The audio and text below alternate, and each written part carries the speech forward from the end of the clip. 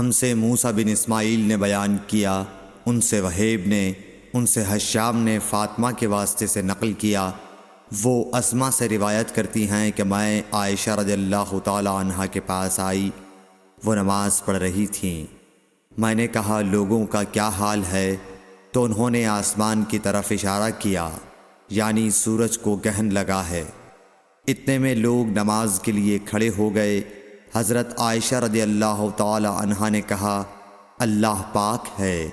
میں نے کہا کیا یہ گرہن کوئی خاص نشانی ہے؟ انہوں نے سر سے اشارہ کیا، یعنی ہاں۔ پھر میں بھی نماز کے لیے کھڑی ہو گئی، حتیٰ کہ مجھے غش آنے لگا تو میں اپنے سر پر پانی ڈالنے لگی۔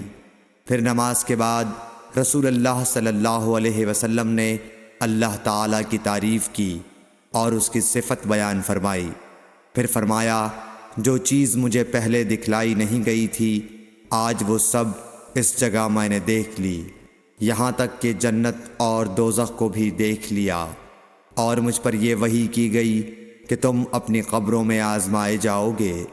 مثل یا قرب کا کون سا لفظ؟ حضرت اسما نے فرمایا میں نہیں جانتی۔ فاطمہ کہتی ہیں یعنی فتنہ دجال کی طرح آزمائے جاؤ گے۔ کہا جائے گا قبر کے اندر کہ تم اس آدمی کے بارے میں کیا جانتے ہو؟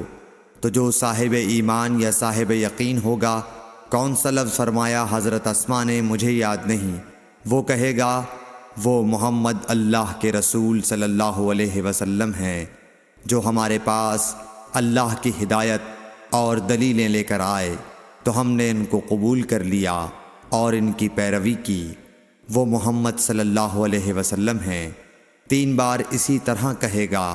پھر اس سے کہہ دیا جائے گا کہ آرام سے سو جا، بے شک ہم نے جان لیا کہ تو محمد صلی اللہ علیہ وسلم پر یقین رکھتا تھا۔ اور بہرحال منافق یا شکی آدمی، میں نہیں جانتی کہ ان میں سے کون سا لفظ حضرت اسما نے استعمال کیا۔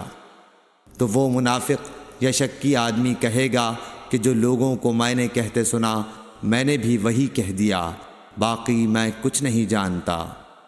صحیح بخاری حدیث نمبر 86۔